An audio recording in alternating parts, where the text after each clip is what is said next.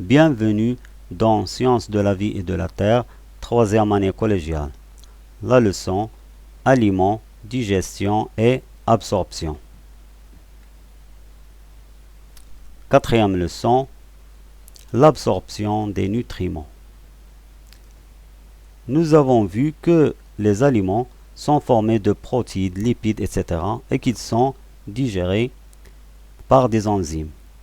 Et après la digestion, on obtient de l'eau, des sels minéraux, du glucose, fructose, galactose, ce sont des sucres, acides aminés qui sont issus de la digestion des protéines, les vitamines, acides gras et glycérol issus de la digestion des lipides.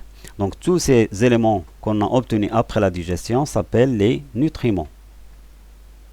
Donc nous mangeons des nutriments, ils sont digérés au niveau du tube digestif pour obtenir finalement des nutriments au niveau de l'intestin grêle. Donc après la digestion, on obtient des nutriments. Que devient-il?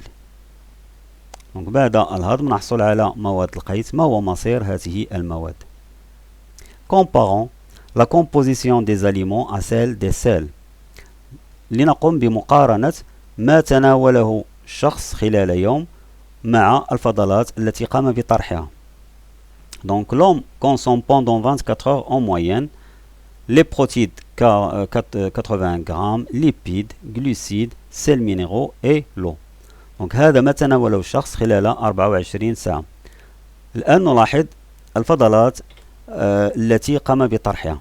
Donc la composition des sels de l'homme pendant 24 heures. Donc nous remarquons que les sels contiennent seulement de l'eau, aussi des pigments biliaires et de cellulose.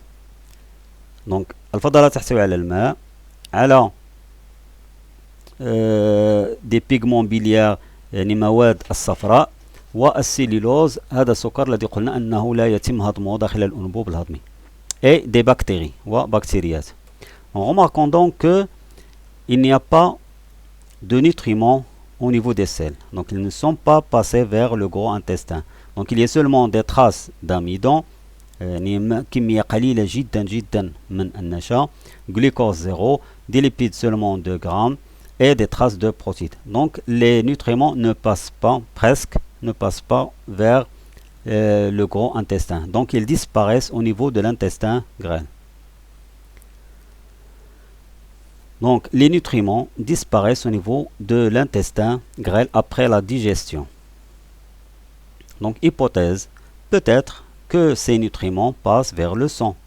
إذن فرضية ربما مواد القيس التي اختفت ولا نجدها في الفضلات ربما مرت نحو الدم. Donc on utilise une sonde pour suivre l'évolution de ces nutriments. إذن نستعمل هذه الأداة لأخذ عينات من الأنبوب الهضمي وتتبع تطور مواد القيس داخل الأنبوب الهضمي. فالنتيجة بعد هذه العملية باستعمال هذه الأداة النتيجة نحصل عليها على شكل مبيان. Donc l'évolution des nutriments dans le tube digestif. تطور مواد القيس على مستوى الأنبوب الهضمي. Donc on a obtenu les résultats sous forme de courbes. Donc on a l'axe vertical, c'est le pourcentage des acides aminés, acides gras et glucose, ce sont des nutriments. Et l'axe horizontal nous donne la distance à partir de la bouche du tube digestif. Donc ici la bouche, le début de l'intestin grêle. Essayons de remplir le tableau à partir des courbes. Donc nous voulons savoir la quantité de glucose, d'acide gras et d'acide aminé à 0 cm, à 125 cm et à 300 cm. D'abord, après avoir lu le graphique, nous remarquons que 1 cm ici est équivalent à 20% de ces nutriments. Donc chaque carreau, c'est 20%. Par contre, l'axe horizontal, chaque centimètre au carreau nous donne 50 cm du tube digestif. Plus 50 est égal 100, etc. Donc on peut dire que l'intestin grêle a commencé à 75 cm du tube digestif à partir de la bouche. Maintenant, on cherche la quantité des nutriments à 0 cm. Donc à 0 cm, la quantité de ces nutriments, c'est presque 100%. Donc 100%, à peu près 100% des acides aminés, 100% d'acides gras et 100% de glucose. Maintenant, à 125, donc ici c'est 100, 150, donc la moitié c'est 125 cm. Donc 125 cm, la quantité, ça c'est la courbe du glucose. Donc la quantité du glucose c'est 35%. La courbe des acides gras en noir, donc la quantité à 125 cm, c'est 58%. Et la quantité d'acides aminés, c'est à peu près 90%. Maintenant, à 300, la quantité à 300 des acides aminés, des acides gras et du glucose, c'est 0%. Parce que les courbes se recoupent avec l'axe horizontal. Donc on peut remplir le tableau. Maintenant, nous allons passer à la description des courbes. Donc donc la première partie, les courbes de la bouche jusqu'au début de l'intestin grêle, les trois courbes des acides gras, des acides aminés et du glucose sont horizontales. Donc les courbes sont horizontales. Cela signifie que la quantité de ces nutriments ne change pas et elle est égale à 100%. إذن خلال المرحلة الأولى من الفم إلى بداية الماء الدقيق المنحنيات أفقية. هذا يدل على أن هذه المواد مواد القيت 3 لا تتغير نسبتها وهي تساوي 100%. Maintenant, à partir du début de l'intestin grêle, les trois courbes deviennent descendantes. Cela signifie que la quantité des acides aminés, des acides gras et du glucose diminue progressivement jusqu'à ce qu'ils atteignent 0%. إذن ابتداء من الماء الدقيق المنحنيات أصبحت تنازلية. هذا يدل على انخفاض أو نقصان نسبة هذه المواد حيث وصلت إلى 0. Donc, comme conclusion, les nutriments disparaissent au niveau de l'intestin grêle. إذن المواد القيت تختفي على مستوى الماء الدقيق. Les courbes sont horizontales jusqu'au début de l'intestin, ce qui signifie que le pourcentage des nutriments ne change pas, à peu près 100%. À partir de l'intestin, les courbes deviennent descendantes, ce qui signifie que le pourcentage de ces nutriments diminue, puis disparaissent à 0%. Maintenant, le tableau suivant donne la quantité de nutriments dans le sang avant et après la digestion du repas. Donc ce tableau nous donne la quantité du glucose, des acides aminés et des acides gras au niveau du sang avant un repas et après le repas. إذن الجدول يعطينا نسبة أو كمية الأغذية الجلوكوز الأحماض الأمينية والأحماض الدهنية قبل وبعد تناول وجبة غذائية. Donc avant le repas, le glucose était 0,8 g par litre. Après le repas, 1,4. Pour les acides aminés, il était 0,5 g par litre. Après le repas, ils deviennent 15 g par litre. Pour les acides gras, avant le repas, c'est entre 4 et 7. Et après le repas, il augmente à 20%. Donc nous pouvons dire que les nutriments avant le repas sont faibles au niveau du sang, mais après le repas, le sang devient riche en ces nutriments. Donc, يمكن القول أن بعد تناول وجبة غذائية وهضمها المواد القيت تصبح بكمية كبيرة في الدم. Donc le tableau valide l'hypothèse qu'on a dit tout à l'heure. Le sang devient riche en nutriments après la digestion. Donc l'hypothèse de tout à l'heure est validée. On peut aussi comparer le sang qui entre dans l'intestin grêle et le sang qui sort. et nous allons remarquer que le sang devient riche en nutriments. Le sang qui sort de l'intestin grêle devient riche en glucose, en acides aminés, en lipides, cholestérol, etc., et vitamines, etc. Donc, cela prouve que l'intestin grêle absorbe les nutriments et ces nutriments passent vers le sang. Donc يمكن القول بما أن المواد القيس عندما تختفي في الماء نجدها في الدم الخارج من الماء الدقيق. إذن يمكن القول أن الماء الدقيق يقوم بامتصاص هذه المواد ويمررها نحو الدم. Donc voyons cet intestin de quoi est formé. Nous remarquons qu'il est riche en vaisseaux sanguins. إذن الماء الدقيق من الأعضاء الغنية جدا بالشعيرات والعروق الدموية. L'intestin grêle est formé d'une paroi externe, de muscles, de vaisseaux sanguins et une paroi interne qui contient des valvules connivantes. إذن بنية المعي هي كالتالي: هناك جدار خارجي، عضلات، شعيرات دموية وجدار داخلي بداخله نجد des valvules connivantes, صمامات ناقصة. Donc nous remarquons que l'intérieur, la partie interne de l'intestin grêle est tapissée de plis qu'on appelle des valvules connivantes. Donc ici, une coupe transversale d'un intestin vue au microscope. Il montre à l'intérieur de l'intestin où il y a les nutriments et il y a des valvules connivantes qui portent des villosités. Ici, il y a plusieurs villosités. Donc, هنا الجهة الداخلية للماء الدقيق. جداره يحتوي على صمامات ناقصة تحمل عدد كبير من الخملات المجهرية. إذن أصغر جزء في الماء هو هذه الخملات المعوية.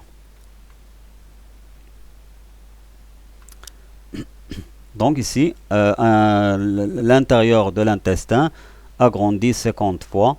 Donc ici, on voit une villosité intestinale, une autre villosité, etc. Donc la villosité, c'est l'unité structurale et fonctionnelle aussi de l'intestin grêle. Donc une villosité est formée de cellules. Les premières cellules sont appelées des cellules épithéliales et ce sont elles qui absorbent les nutriments. Et il y a aussi des cellules qui sécrètent du mucus. On les appelle des cellules à mucus. إذن هناك خلايا تمتص مواد القيس الخلايا المعوية وهناك خلايا تنتج مواد لزجة. L'intérieur de cette villosité, on observe qu'il y a des vaisseaux sanguins et des vaisseaux lymphatiques. Donc les vaisseaux sanguins où il y a du sang, les vaisseaux lymphatiques où on trouve un liquide appelé lymphe. Donc il y a des vaisseaux sanguins dans le corps, il y a des vaisseaux lymphatiques. Les vaisseaux sanguins contiennent du sang et les vaisseaux lymphatiques contiennent un liquide appelé lymphe. Et en fait, la lymphe vient à partir, ou bien se construit à partir des vaisseaux, du sang. Donc une partie du sang, c'est-à-dire le plasma avec quelques globules blancs, sortent, il baigne des cellules et il se rassemble au niveau de vaisseaux qu'on appelle des vaisseaux lymphatiques. Donc si on agrandit cette partie, on va observer des cellules épithéliales, vaisseaux sanguins et vaisseaux lymphatiques. Donc cellules épithéliales de la villosité intestinale, un vaisseau sanguin et un vaisseau lymphatique. Donc les nutriments sont à ce niveau-là. Donc on observe que les cellules intestinales absorbent le glucose, les acides aminés, l'eau, les sels minéraux et les acides aminés. Elles les absorbent puis elles passent vers le sang. Par contre, il reste les acides gras et le glycérol. Ce sont des produits qui sont lipidiques, ce sont des particules lipidiques. Elles sont absorbées aussi, mais cette fois-ci, ils passent vers la lymphe. L'intérieur de l'intestin grêle est formé de valvules connivantes portant des villosités. Donc الجدار الداخلي للماء الدقيق يتكون من خملات معوية تحمل من صمامات ناقصة تحمل خملات معوية. Ces villosités sont formées de cellules épithéliales capables d'absorber les nutriments. إذن هذه الخملات مكونة من خلايا معوية قادرة على امتصاص مواد القيت. Bilan. La villosité intestinale, c'est l'unité structurale et fonctionnelle de l'intestin grêle. إذا الخملة المعوية هي الوحدات التركيبية لأن المعي الدقيق مركب من هذه الجزيئة هذه البنية، وكذلك فونكسيونيل الوظيفية أي الوظيفة المعي التي يقوم بها الوظيفة الأساسية للمعي تقوم بها الخملة أي la villosité. L'intestin, c'est un organe qui est très long, qui mesure 7 mètres de long à peu près. Puis, il est tapissé de plusieurs plis donc à l'intérieur de l'intestin. Donc la surface de l'intestin est très très grande, à peu près 200 mètres carrés. Et tout cela pour faciliter l'absorption, puisque aussi le diamètre de la villosité est très très petit, il est égal à 50 micromètres, sachant que 1 micromètre égale à 0,001 mm. إذن الجدار الداخلي إذن المعي الدقيق أولا طويل، مساحته شاسعة بسبب الالتواءات المتعددة، وأخيرا الجدار الداخلي رقيق جدا يسمح بامتصاص مواد القيت. Donc, l'intestin grêle fait la digestion chimique des nutriments et fait l'absorption de ces nutriments pour qu'ils passent vers le sang et la lymphe. L'absorption intestinale est le mécanisme qui permet le passage des nutriments à travers la paroi intestinale vers le sang et la lymphe. إذن تعريف الامتصاص المعوي هو الظاهرة التي تسمح بمرور المواد القيت عبر جدار المعي الدقيق نحو الدم والليمف. Donc la villosité intestinale, il permet d'absorber l'eau, les sels, glucose, fructose, galactose, acides aminés, vitamines solubles dans l'eau, et il passe vers le sang. Par contre, les nutriments formés de eau, sel, acides gras, glycérol, vitamines solubles dans les lipides, الفيتامينات الذوابة في الدهنيات, par exemple le vitamine E, il passe vers la lymphe. Donc c'est un schéma résumant le phénomène de l'absorption intestinale. Évaluation. L'histogramme suivant montre la quantité de glucose au niveau des organes du tube digestif. إذن المبيان التالي يعطي كمية، وهو مبيان على شكل أعمدة، يعطي كمية الجلوكوز على مستوى أعضاء الأنبوب الهضمي. Donc l'axe vertical nous donne le pourcentage du glucose, l'axe horizontal nous donne les organes de ce tube digestif, ici la bouche, l'œsophage, l'estomac au niveau du début de l'intestin et la fin de l'intestin. Dégager la quantité du glucose au niveau des organes du tube digestif. استخرج كمية الجلوكوز على مستوى أعضاء الأنبوب الهضمي. B. Décrire l'évolution de la quantité du glucose. صف تطور كمية الجلوكوز. Et enfin, expliquer cette évolution. فسر هذا التطور. Donc réponse. Quantité du glucose. Donc nous avons vu que le glucose au niveau de la bouche est égal à 100%. Au niveau de l'œsophage, il est aussi 100%. Quantité de glucose au niveau de l'estomac, 100%. Début de l'intestin, donc on a ici 50, donc ici on a 10, 20, 30, 40, 50. Donc 50, 60, 70 et 70 et plus 5. Donc la fin de l'intestin, c'est seulement 10% de glucose. Donc on peut répondre par un tableau. Le tube digestif au niveau de la bouche, la quantité de glucose c'est 100%, aussi au niveau de l'œsophage et de l'estomac. Mais à partir du début de l'intestin, il y a diminution de la quantité du glucose, 75%, et à la fin du glucose, à la fin de l'intestin grêle, il ne reste plus que 10% de glucose. B. Décrire l'évolution de la quantité du glucose. Donc la quantité de glucose reste constante jusqu'à l'intestin grêle, 100%, puis diminue pour arriver seulement à 10%. إذن وصف تطور كمية الجلوكوز داخل الماء يمكن القول أن هذه الكمية تبقى ثابتة إلى غاية الماء الدقيق، بحيث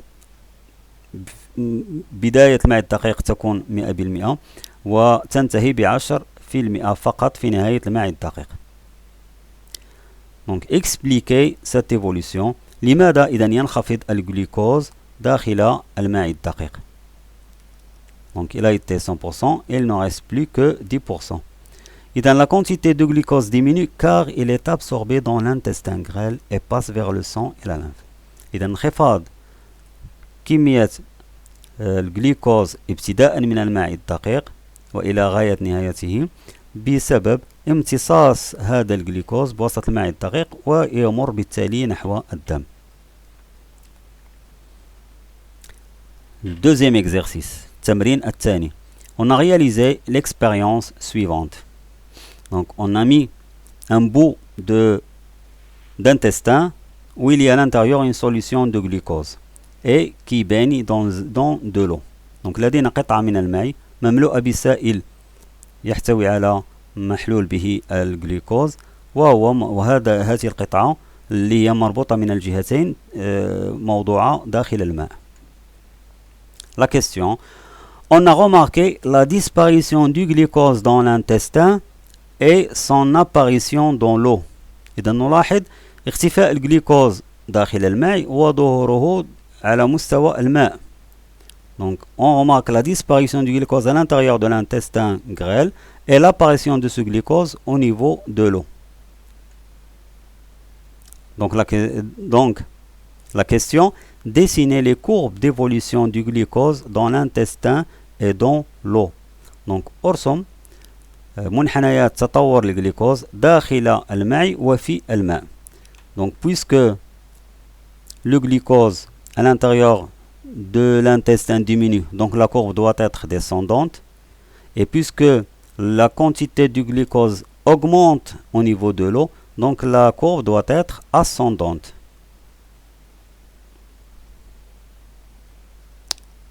Donc on va mettre d'abord deux axes, l'axe du pourcentage du glucose et l'axe horizontal, le temps en heures. Donc nous allons obtenir l'axe, la courbe du glucose dans l'intestin. Donc cette courbe doit être descendante puisque le glucose diminue à l'intérieur de l'intestin. Par contre, la courbe du glucose dans l'eau doit être une courbe ascendante puisque la quantité du glucose augmente dans l'eau. Et merci.